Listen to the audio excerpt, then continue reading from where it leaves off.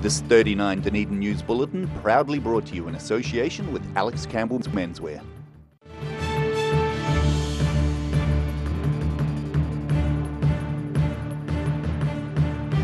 Tonight on 39 Dunedin News, locals are preparing for the arrival of Syrian refugees and working on reducing any public concern. Could a NASA engineer's workshop propel the next generation to take up a career in rocket science? And poor weather and the loss of several events isn't enough to dampen the spirits of organisers of an annual festival.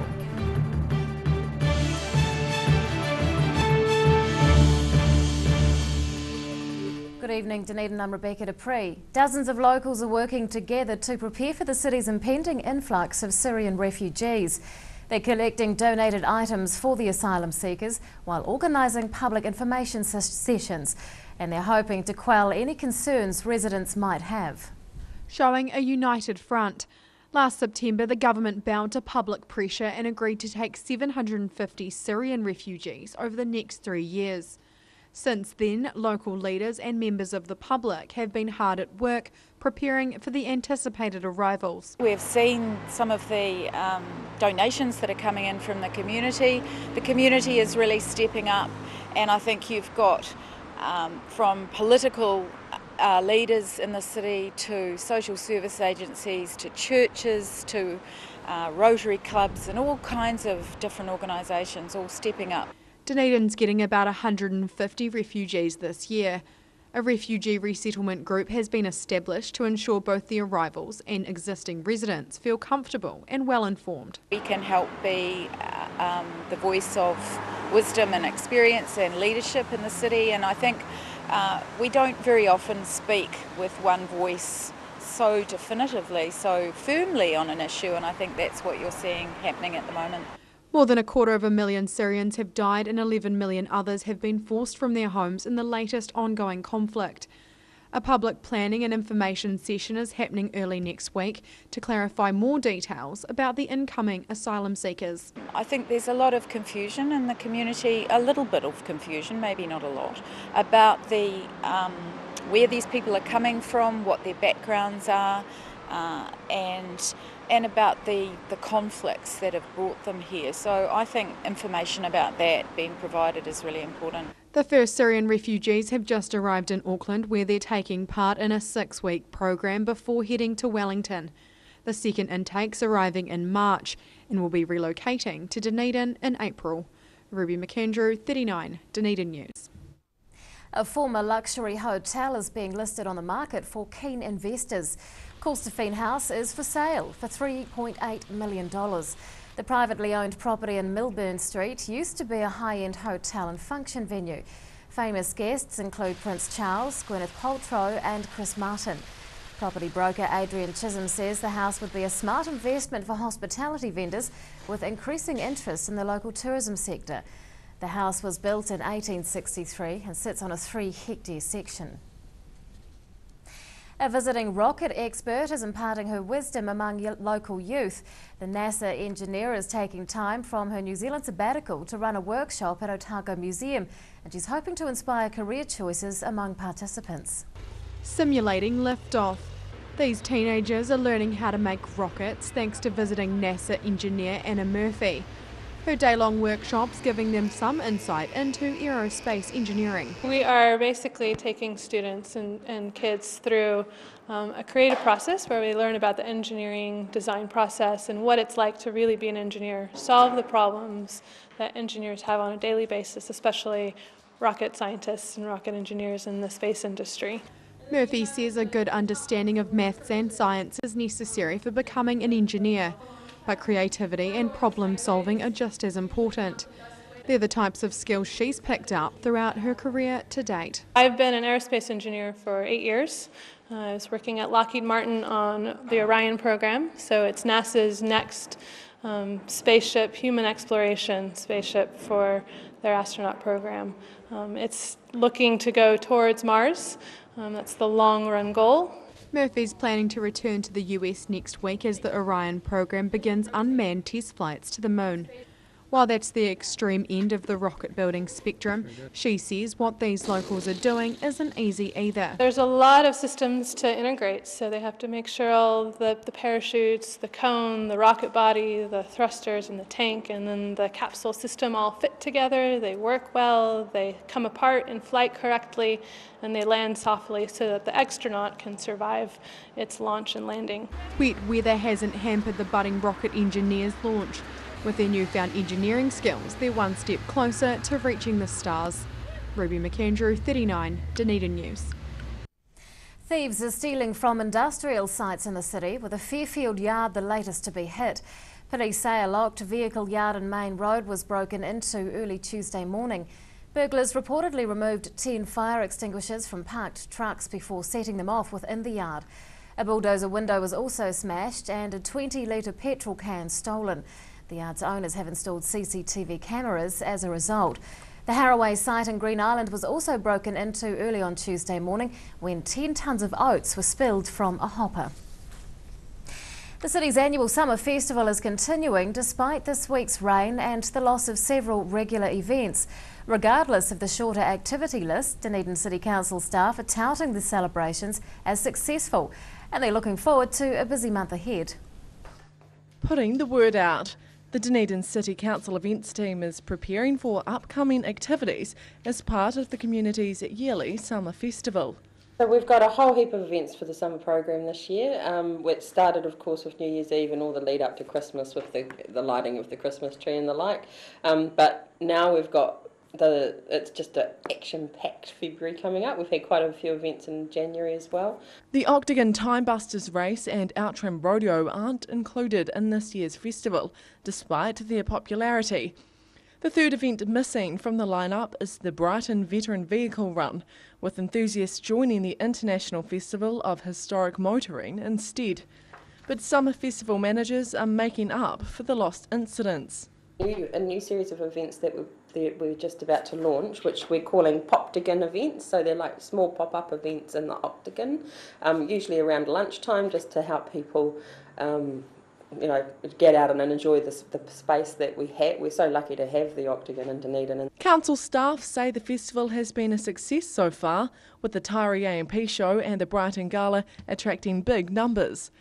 The events team is now seeking public feedback on how summer staples can be made better for residents. This year, 2016, the DCC is reviewing its festival and event strategy, so it's a really good opportunity for the public to let us know what their views are. We don't have fixed views on this. It's our job to respond to public demands. Preparation for upcoming events is progressing, with the Masters Games, Chinese New Year and Waitangi Day activities all on the calendar. Annabelle Dick, 39, Dunedin News. Still to come on 39 Dunedin News, a local student shares her experience of teaching in South Africa, and it's onwards and upwards for the Highlanders as pre-season matches await.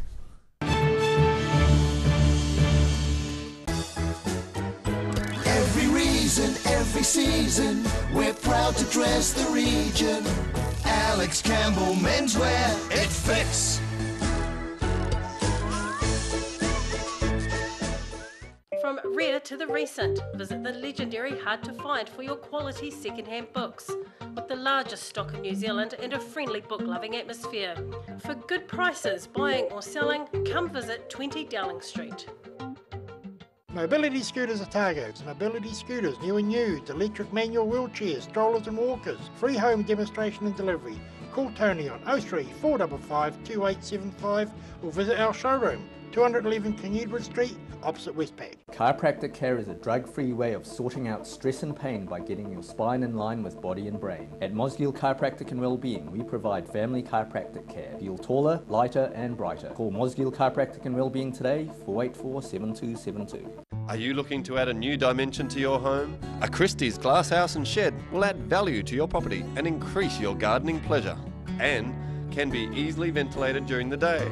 A Christie's garden shed is a brilliant addition to your backyard, adding to your storage capacity. The great Kiwi glasshouse and shed come in all shapes and sizes, are manufactured in Dunedin and come in a range of nature-inspired colour steel colours or metallic zinc aluminum finish. Choose the Kiwi shed that has stood the test of time. Choose Christie.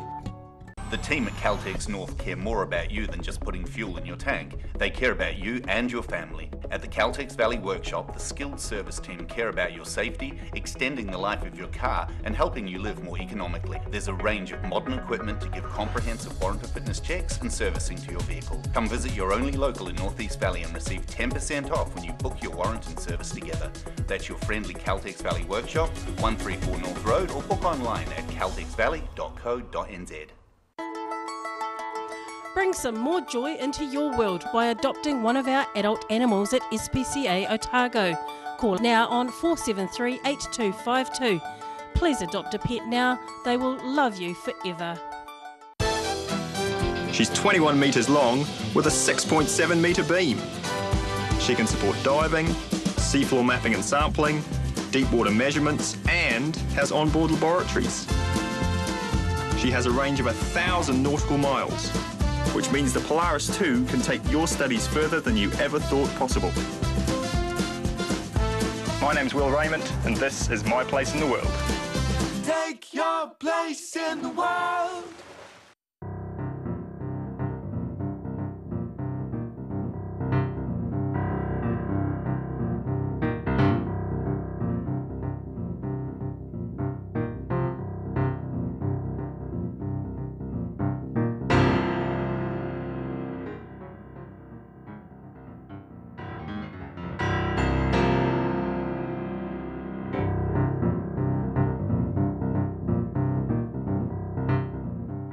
Here's something else to look forward to sinking your teeth into every weekend with the Otago Daily Times, the Weekend Mix, your guide to what's hot in fashion, entertainment, food and more. New weekend magazine in your ODT. Pick up your copy this Saturday. Welcome back. The government is expecting a $12 billion reduction in the lifetime cost of welfare over the next 4 years. That's shown in the latest valuation of the service, with predictions that the number of beneficiaries will continue to drop. The government says welfare reforms are getting more people into work in every region of the country. There are about 200 less beneficiaries in Dunedin than at this time last year. The government is planning to reduce the number of people receiving main benefits by a quarter before June 2018. And on that note, let's take a look at today's financials. The NZX 50 has closed the day up 8 points. It's now at 6,150. The FTSE is up 79 points. And to the exchange rates, the Kiwi dollar is up against the greenback, the yen and the euro. We are down against the Australian and we're unchanged against the pound.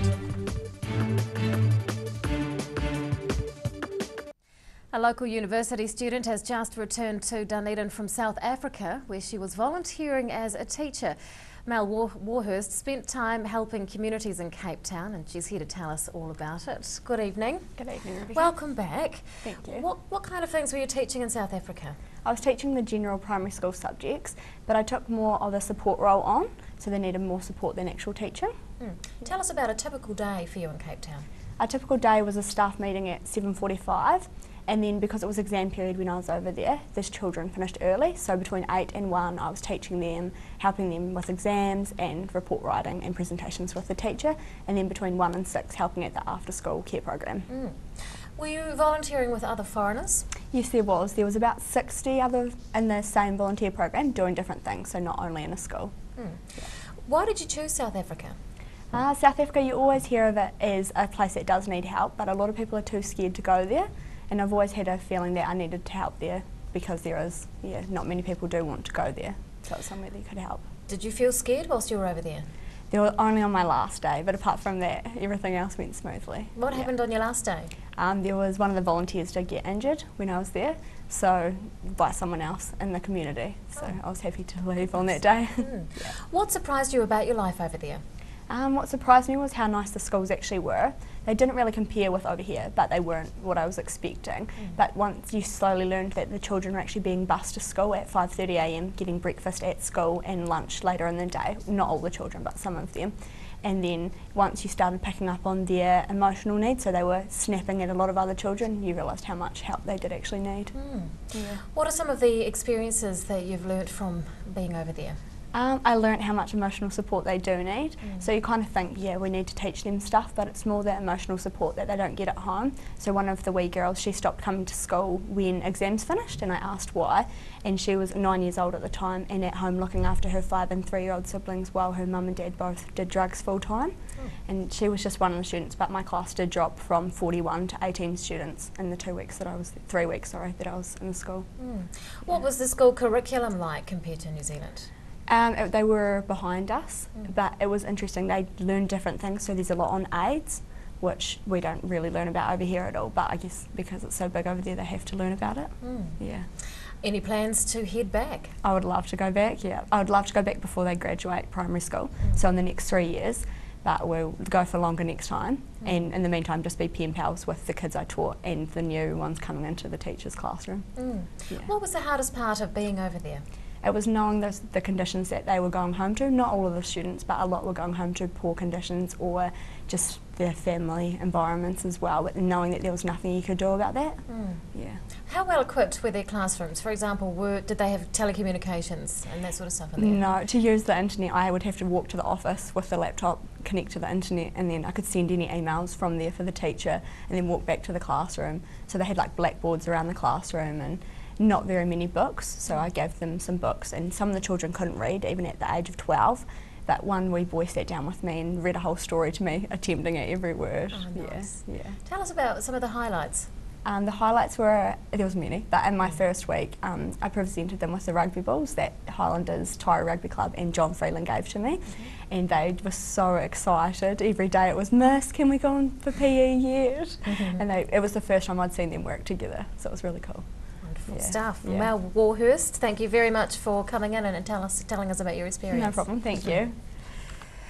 After the break on 39 Dunedin News, the pressure goes on the Highlanders as the Super Rugby season begins, and the city is about to host an Olympic qualifying event. We take a look at the big names attending. Help delay the signs of ageing with Collagen Plus from Silberhorn. Collagen Plus helps supplement your body's own natural production of collagen, giving you firmer, healthier, younger looking skin, shinier, healthier hair and stronger nails. It's restoring your beauty from within, and it's great value. 3-month supply, that's 180 capsules, is just $98. We'll pay the courier charge to you, and we'll give you a luxurious face cream as well, beauty from the inside and the outside. Give us a call today, 0800 502 402. Yes, sunny chin. Neck, shoulder, back, sciatica, pain specialists. Innovative tools specifically designed to contour your grooves of depletion and excess muscle buildup. Sunny chin, it works. Granddad loved his family and surfing, in that order. He taught me to surf, and we spent a lot of time in the water together over the years. When he died, I strapped the camera to the nose of his old board and filmed the paddle out at St. Clair. Gillian's played the video on the big screen at his funeral. Grandad would have loved having everyone come out one last surf with him. Gillian's Funeral Services, helping families celebrate the lives of their loved ones for generations. Gillians.co.nz. Pellet fires are growing in popularity in Otago, with people who want a clean and efficient form of home heating. The sight of a burning flame without the problems of chopping, stacking and carting wood around is a winner. Pellet fires, so easy, so efficient. Mosgiel Mowers Plus can help you with products to make your garden maintenance jobs easier. Lawn mowers, ride-ons, chainsaws, line trimmers. Sales and service are our specialty. Mosgiel Mowers Plus. Phone 489 3572 22B Gordon Road, Mosgiel. Bring some more joy into your world by adopting one of our adult animals at SPCA Otago. Call now on 473 8252. Please adopt a pet now. They will love you forever.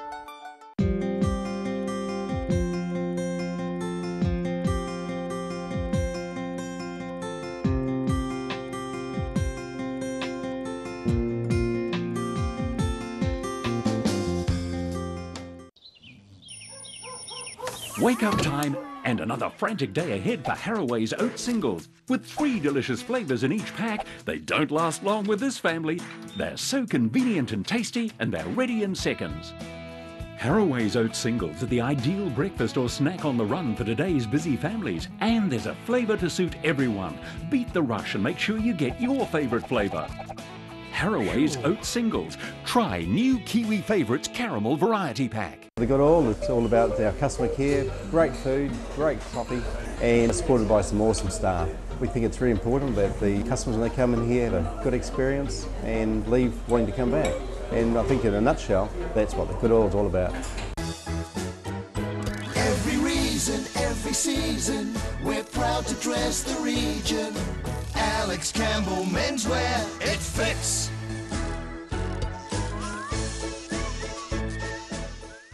Pregnant?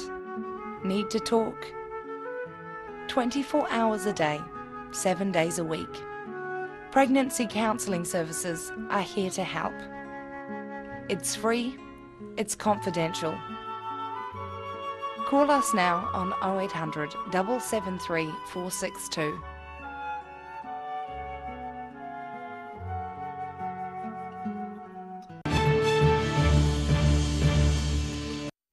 Welcome back. Starting at the top of the Super Rugby table, the Highlanders are heading into 3 pre-season matches. Players are facing the departure of head coach Jamie Joseph, as well as the pressure to perform, but they're confidently pushing that to the sidelines. Warming up on a chilly Dunedin day, the Highlanders are tackling a busy training schedule ahead of their first pre-season match in Hong Kong on Waitangi Day. It comes on the heels of head coach Jamie Joseph announcing his move to Japan at the end of the season. But that's not concerning the team. We haven't got time to worry about what Jamie's up to next year. It's a massive pre-season for us at the start, and then it's a huge campaign for us to try and back up what we did last year. So all of our energy is going into performing as well as we can, and Jamie's no different. So we're just looking forward to getting the game under our belt and then going from there. Last year, the Highlanders won the Super Rugby season for the first time, and players are keen to keep the title. For loose forward Shane Christie, this year is a step up. He's making his debut as co-captain, but isn't expecting his role to change too much. Try and make the right decisions alongside Bender, and there's a lot of leaders in the team which will make my job a lot easier, so yeah. The 30-year-old says all players are well prepared for the season ahead, despite a bit of festive indulging. The boys trained really well and everyone's really fit at the moment. We've had some awesome trainings and we've been working really hard, so it'll be interesting to see how we go against that French team in a week's time. After Hong Kong, the Highlanders are matching up against the Crusaders in Southland. Their last pre-season game is in Queenstown against the Waratahs. Rosie Mannins, 39, Dunedin News. Some of the country's top athletes are planning on competing in Dunedin at an Olympic qualifying event in March.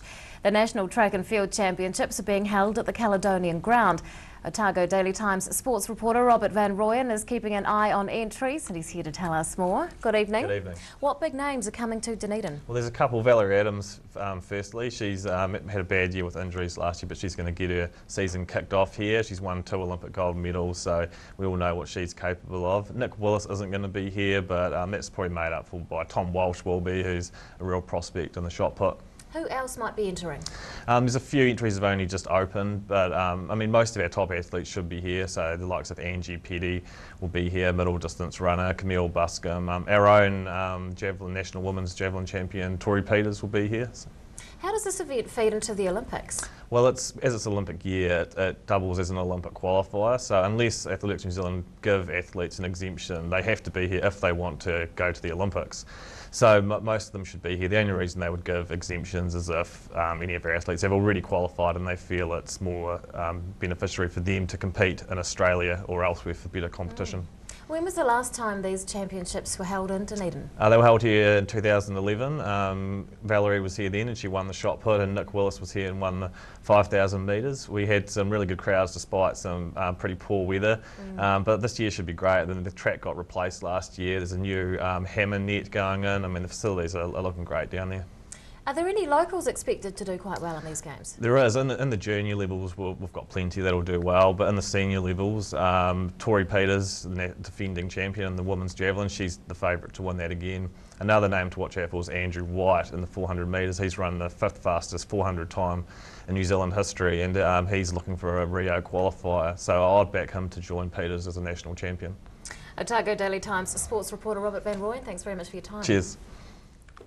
And now recapping tonight's top stories on 39 Dunedin News. Local leaders are uniting to prepare for the city's impending influx of Syrian refugees, due to start arriving in April. A visiting NASA engineer has been sharing her knowledge with local teenagers during a rocket building workshop at Otago Museum. And summer festival organisers are touting the event as a success, although several popular activities are missing from the lineup. It's time now to find out what's going to be in Friday's Otago Daily Times, and Dave Cannon joins us. Good evening. What's missing from the summer festival, of course, is summer right now. Presently, yes. Oh, God. We're having winter instead. Tomorrow we're having a look at the rates rise. Don't forget it's election year. Mr. Cull's a wee bit titchy about people who are a bit grumpy that we are looking at a 2.9% rate increase this year, so he's defending that. We have a look at the Fonterra bad news today, more bad news for the dairy farmers, another cut in the milk price, counting out bad news. Logan Park spending some big money at the school, developing the school down there, the high school. And the Wash has had to close the garden entries. We've just got so many we can't cope anymore, so they've closed tonight. And tomorrow we're looking at an alternative site for that $90 million hotel that they want to plonk on the corner of Philil Street and Murray Place instead of our glorious car park. Oh. So we shall see if we can get a bit of a debate going about that. Absolutely. Details in tomorrow's paper. Thanks, Dave. Thank you. Time now for local weather. This weather report proudly brought to you in association with Silverhorns Collagen Plus. And here is today's city view. It's taken of a North Dunedin riverbank. Around the city at 3 o'clock today, 12 degrees for the central city, 13 at the Gardens and 14 for the Taieri. To the situation, the southeast flow is still with us for another day when an anticyclone will move over the country. To the forecast for the main towns in the lower South Island for tomorrow, some clouds and easterlies for Invercar, Gilgore and Tiano. A fine day awaits Alexandra though, 21 degrees. Fine as well for Queenstown, Wanaka and Twizel. Some cloud with easterlies for Oamaru and a high of 17. In Dunedin tonight, cloudy with an overnight low of 11. Cloud breaking tomorrow, looking forward to that. Sunny periods increasing, easterly winds with a high of 17. And on Saturday we're back to mostly fine and sunny weather with unfortunate northeast winds at a high of 19. And finally to the Otago pallet fires, tidal and fishing information. High tide tomorrow morning is at 8:30, low tide follows at 3:10. And fishing conditions look good, especially at around 5:30 tomorrow afternoon. And that's all from the team here at 39 Dunedin News for Thursday. We'll see you again tomorrow. Good night.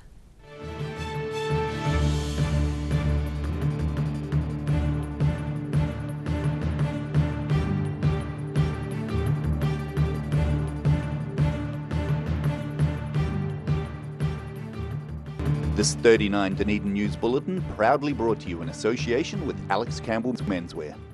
Supporting local content so you can see more of New Zealand on air.